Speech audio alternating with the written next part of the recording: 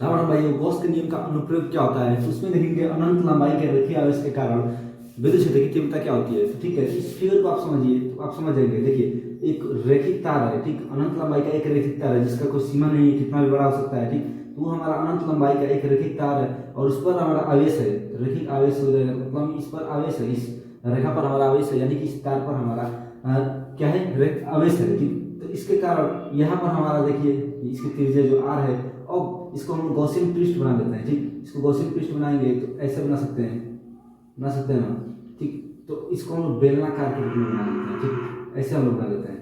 तो ये चारों ओर से क्या हुआ है, ढका हुआ है, यानी कि ये कहीं से खुला हुआ नहीं है, तो इसका मतलब है कि ये बंद पृष्ठ है, ये पृष्ठ जो है चारों ओर से बंद है, तो इसका मतलब है कि बंद पृष्ठ है, यानी कि ये गॉसियन पृष्ठ है, ठीक।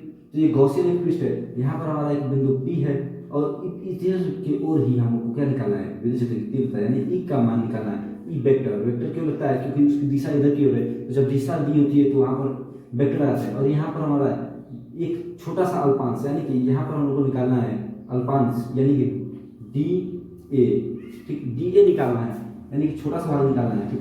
तो यहाँ पर डी ए निकालना है, इसका वेक्टर फॉर्म भी इधर की ओर है क्योंकि इसकी दिशा भी इधर है। तो जब दोनों इस रेखा में रहेंगे, यानी कि इस दिशा में रहेंगे और समांतर जब रेखाएं गुजरेंगी तो इसका बीच का जो कोण होगा वो होगा हमारा थीटा बराबर 0 अंश। तो जब 0 अंश होगा तो कॉस थीटा का मान भी हमारा 0 ही हो जाएगा।